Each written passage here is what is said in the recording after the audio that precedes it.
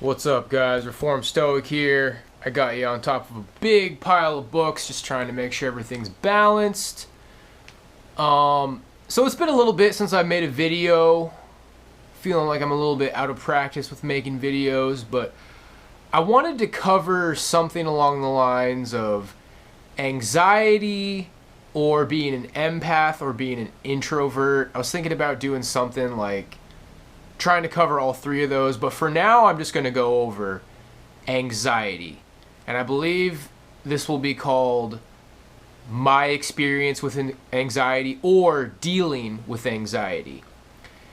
And just really quick, I feel like an introvert would mean that you genuinely enjoy being alone.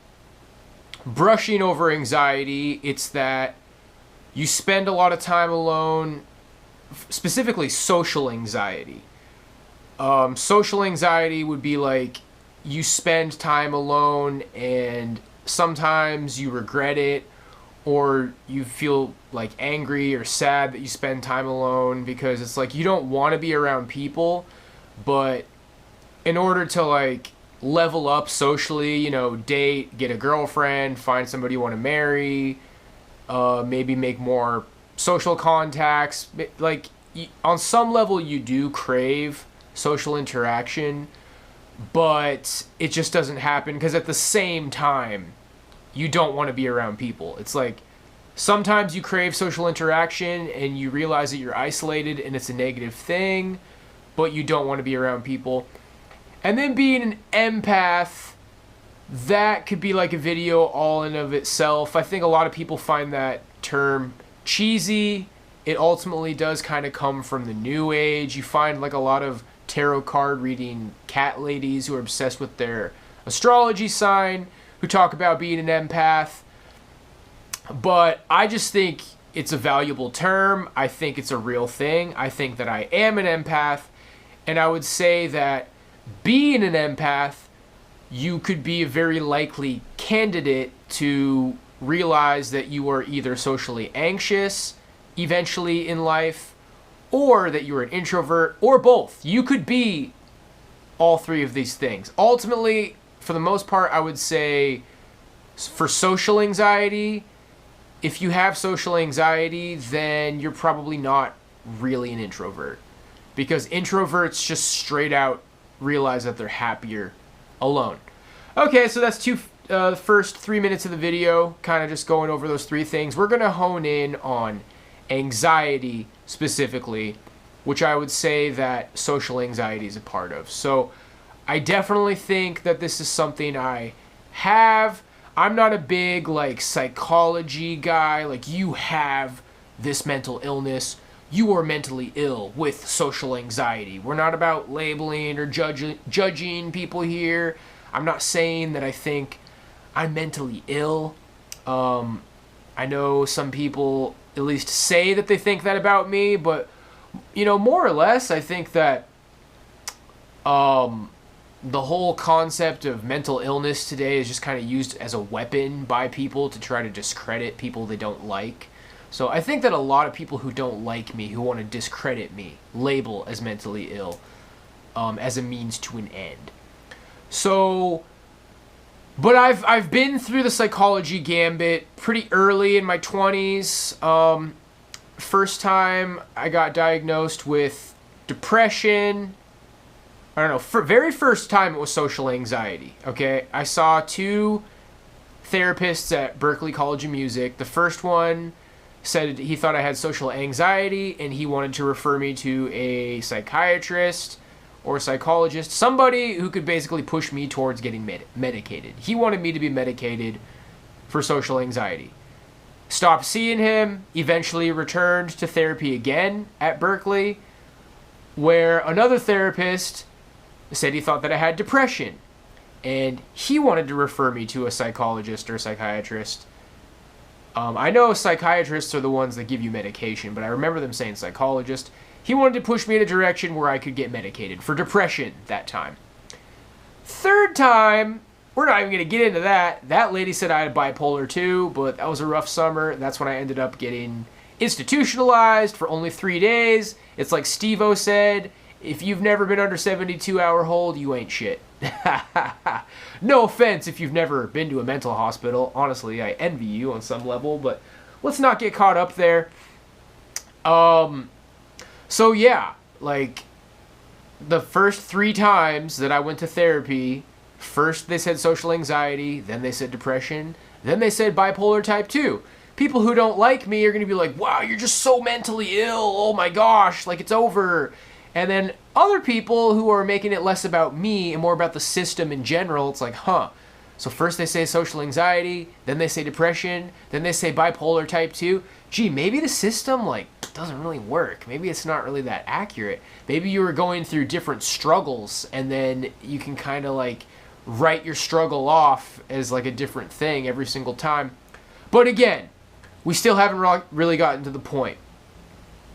I feel like I know some things about psychology at this point, and I think that I deal with anxiety. And I would almost describe anxiety as the desire for time to stop. I feel like that's a philosophical observation that I've made over the years. The desire for time to stop, because it's not good enough to be in your home by yourself watching TV or doing whatever it is that you want to do to relax. I'll be like, okay, I'm in my apartment, I get to relax, you know, I can marathon Star Wars, or I can just be comfy, cozy. But anxiety keeps you from feeling cozy. And it's because time is moving, and before you know it, it's going to be time to go to bed. Anxiety can keep you up at night. You just wish that the clock wouldn't move and you could kind of be in this moment watching TV. You could do that relaxing thing, and whenever you feel like you've sufficiently rested, then time can start again. You know, when I was a kid, I used to fantasize about having a secret room in my bedroom. Like I could open some sort of like a secret trap door like Dexter's Laboratory, and I could basically go into like Dragon Ball Z's hyperbolic time chamber where time wouldn't move. I imagined it just like a big white room. I don't know why, that's not very cozy. I'd imagine it different. Now, you go into this secret room and time doesn't move. And if I had trouble sleeping, I could go in there and watch movies for like 10 hours. You know, you just go in there and just chill for 7 hours, and then you come back out and it's still 9 p.m. and I can just go to bed and get a full night's sleep. So, and you know, I feel like I struggled with some anxiety as a child as well. You know, animals in nature get depression or anxiety from being the runt, from being small.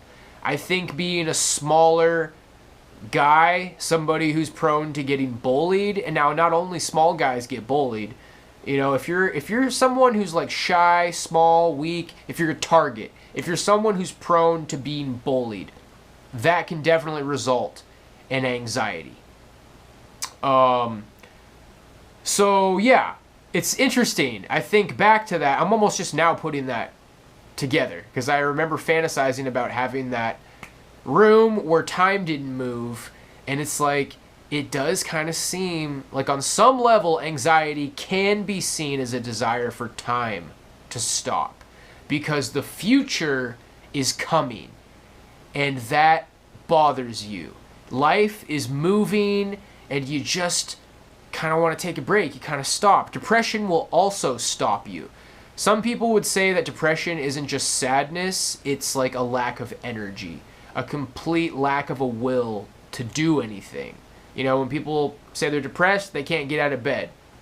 I think maybe there's some times in my life when I felt like I was depressed, which a lot of times I would just say is sad, and life can cause you to be sad, just like life can cause you to be anxious. Okay, so maybe you're one of these people who's extremely skeptical of psychology. It's a cope, it's a way for people to write you off, which I primarily agree with. But I think two of the useful things to know about in psychology, Psychology 101, there's classical conditioning, which is monkey see, monkey do, and then there's operant conditioning, which is you can train someone's behavior by I like what you're doing right now. Good boy. Here's a dog treat. Here's a toy. Here's a pat on the back. Good. Reinforcing the behavior. Or, I don't like what you're doing now. Bad. Bzz, ow. Don't do it. You know? If a dog shits on the floor, you rub his nose in it. Eventually, he learns not to do it. If a cat uses the litter box, good cat, little cat treat, operant conditioning. So, I think the world utilizes operant conditioning to make you anxious. You learn anxiety by having bad experiences with people. And it's like, well, that's going to be social anxiety, but let's be real, guys. Most of your suffering in this life, you know, unless you were like mauled by a dog, or maybe you were like going on a hike in a boulder, like your life is an Indiana Jones movie and a boulder just happened to chase you down a hill. But let's be real, that was probably a booby trap that was created by people. Point being, most of your anxiety is probably going to come from people. It's probably going to be the result of people, unless you were mauled by a dog or like an avalanche happened. You know what I'm saying? Like, people are probably what caused your anxiety. And I would say that most anxiety is going to have something or other to do with sociality, with being socialism. Not socialism. I don't know if sociality is a word. It's going to have to do with people. People, social anxiety. I think it's just right up that alley. I'd say if you get diagnosed with social anxiety, then anxiety has become a part of your life, and you got there by people not giving you good experiences for a very long time. You got bullied on and off or consistently, all from elementary school to middle school to high school. Bullying happens through all of those periods. Bullying can continue to happen in college. For me, you know, I worked out. I got a little bit bigger. It got to a point where, like, yeah, I was still, like, getting pushed around a little bit by my senior year. But it's because I was having pissing matches. I was trying to be tough. Ultimately, the bullying stopped for me around my junior and senior year. I wasn't really getting bullied that much freshman and sophomore year in high school, but in college it became more passive aggressive. You know, people trying to like make underhanded comments, people getting in my face and trying to physically push me around. That kind of stuff stopped near the end of high school. So when I got in fights and stuff after that, you know, it was like me trying to be a tough guy and getting checked, which is different than getting bullied. But I definitely, you know, I've just always been different. I've always looked different, acted different. I'm just a different kind of guy. I didn't do great socially. It's hard for me to like label myself, you know, because I did have a lot of friends. I would say I was popular, but I don't know if I was one of the popular kids. Like, I was popular, but I wasn't one of the popular kids. Maybe you could say I used to be a high-tier normie. I had a lot of guys who were my friends. And then it really did seem like things were separated into, like, how much sex you got and how many one-night stands and girls you dated. And I think it's safe to say that's what really decided who the cool, popular guys were.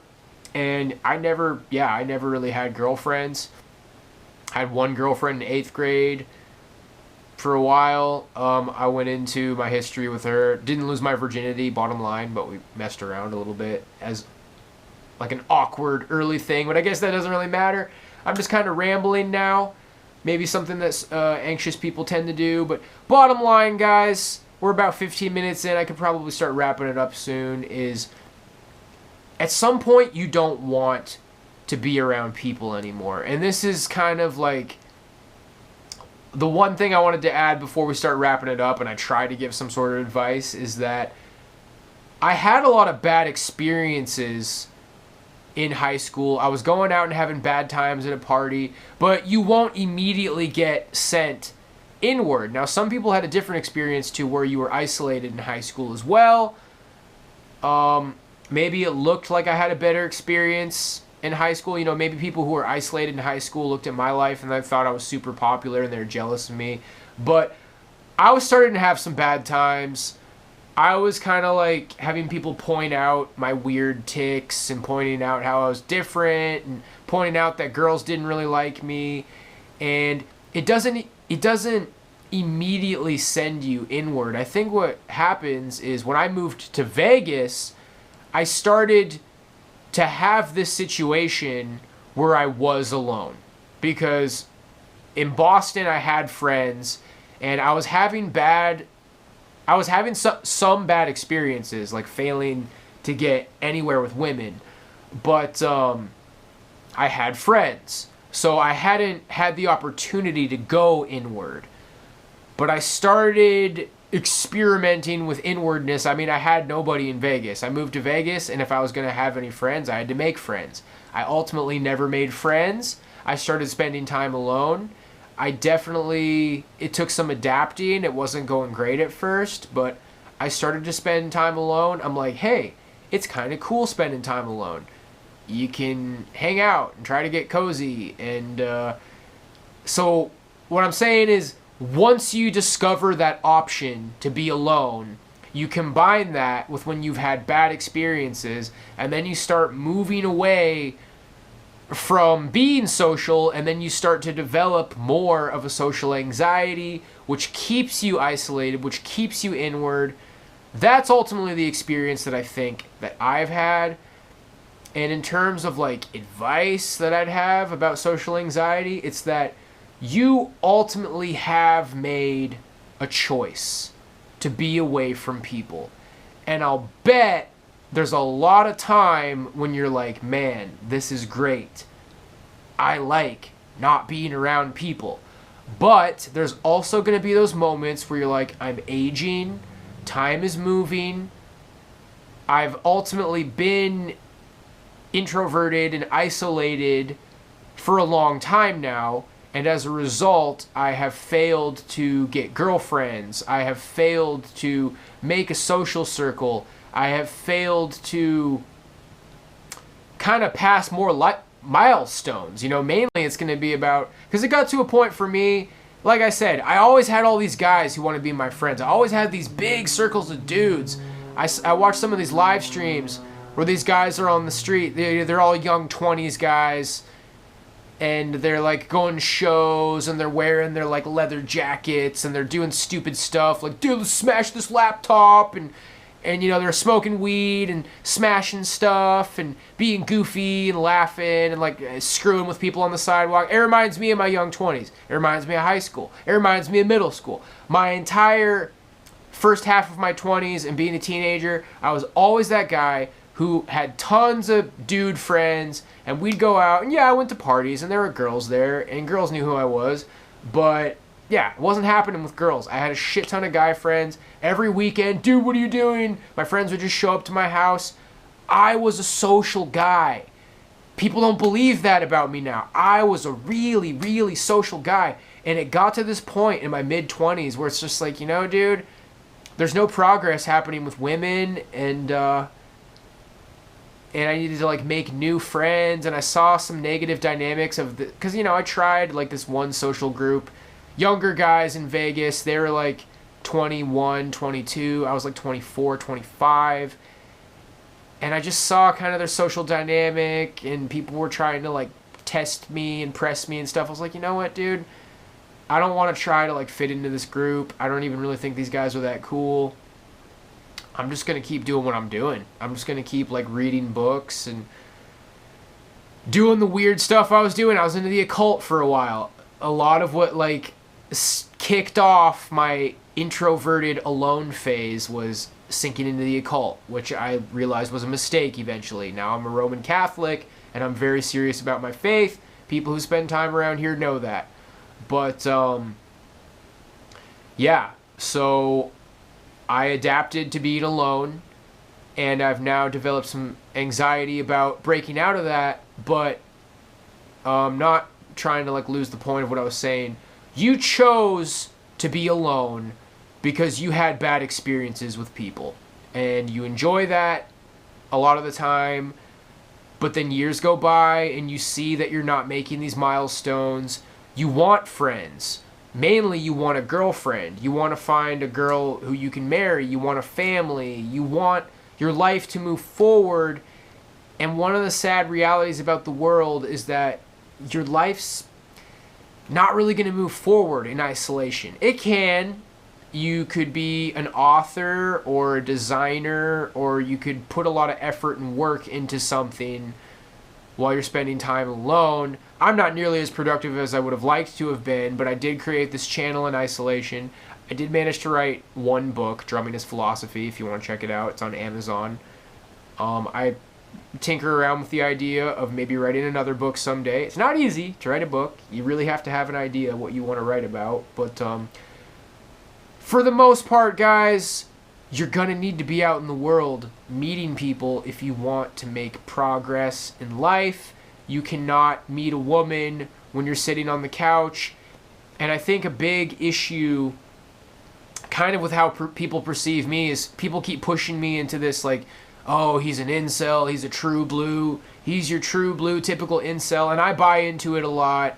You know, I say that I have bad experiences with women, which I have. I did have years and years of bad experiences with women.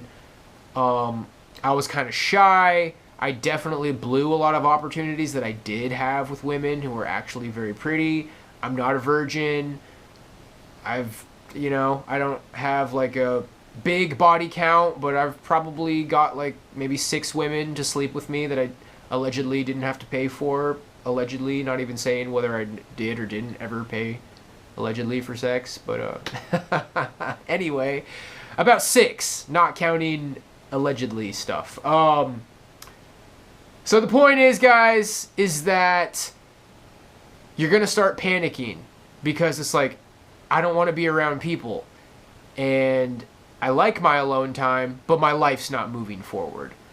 What do you do? Well, that's exactly where I am, and I would just say you're going to have to get some sort of a career.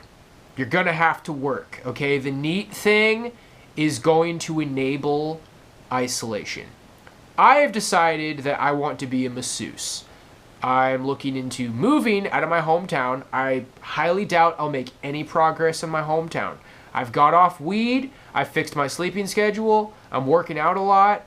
I'm just kind of trying to be more productive. I'm trying to like get a better control of myself and be more of a master of my domain, if you get my jig there, if you catch my drift, I guess I should have said. If you've seen that episode of Seinfeld, Master of the Domain. I've cut a lot of bad habits out this year, and that would be a great start, guys. I gotta tell you, man, and people don't like this stuff, dude. I'd recommend you don't drink. I'd recommend you don't smoke weed. I'd recommend you don't smoke cigarettes. I recommend you try to go to bed like before midnight. It's like, oh, but I'm the kind of guy, dude, you don't understand. It just works for me to stay up till 3 a.m. You don't understand. It just works for me to smoke weed. Oh, dude, weed affects other people? No, dude, weed's good for me, bro. Oh, dude, I'm actually really good with drinking, and I'm really good with smoking. Cigarettes works for me. No, dude, no, I get it. I get where you're coming from, but I'm not going to do any of that. Like, no, I would gently, kindly recommend that you do all of those things. I know, I used to smoke weed every single day for a very long time, and one of the things you're going to struggle with is when you're off of weed for 3 months and you realize that you wish you basically never smoked weed. If I can take it a step further, as a Catholic, as a God-fearing, Christ-believing, Bible-believing man of the Catholic faith, you're not supposed to smoke weed. I've had like 1 beer. I've been kind of experimenting with that lately. I'll have like 1 beer. I noticed it keeps me up a little bit later. Not something I'm going to be doing too much of. For me, it's like, if I have an opportunity to get out and be social this summer, I might have a beer or 2. That's where I'm at. But for weed, I can never weed, dude. If you were dude weed and you smoked weed every single day, but I shouldn't spend too much more time into that. We're 25 minutes deep into the video now. I recommend you do all that. Bed before midnight. No weed. if weed's not a big deal for you and weed's like drinking was for me, then maybe every now and then you could take a puff. But if you're like me, no weed, maybe one beer. But if you're ever an alcoholic, then no beer. Cigarettes, they're just not great for you. I guess, like, if that's all you do, mentally, cigarettes probably doesn't screw you up that much. But I train like a boxer. I'm trying to be in great shape. Working out's good for you. But all of that advice, see, I'm doing all those things right now. And then the next thing would be starting to get your sexuality under control, which when you're isolated, it's so awkward. It's like, it's goofy to talk about masturbation and pornography, but at the same time it's not, because it's a serious thing that men are struggling with. It goes hand in hand with being single. Trying to get all those things under control, that's kind of where I am right now, and I still am struggling with anxiety, because that's probably one of the next things I'm trying to conquer. So if you're not working, I don't recommend being a NEET, guys. You know, if you can figure it out, especially if you've already like worked, you know, if you're like somebody who could maybe retire early, that's different. But it's going to be very hard to get out of isolation if you go for the NEET life. So I would look into like a career that you can stand. For me, being a masseuse, that's not going to sound like everybody's cup of tea, but it's like, hey, you know what? One person for one gig, you know, just rubbing somebody's back, helping somebody out, getting strong hands, paying off some of my karmic debt, maybe, or just kind of, you know, putting good vibes out in the world, helping some people when in the past I've wronged some people, and just kind of just something that I'm down to do, you know. But other than that, like getting off all the drugs, sleeping better, working out, having a career, it's really just comes down to understanding you have made a decision not to be around people, and try to appreciate that. Like, hey man, you realize that you don't like being around people as much, and I can dig it because I'm going through the same exact thing. You had bad experiences with people, and this could take a whole entire different direction where I start going into the dark triad nature of people.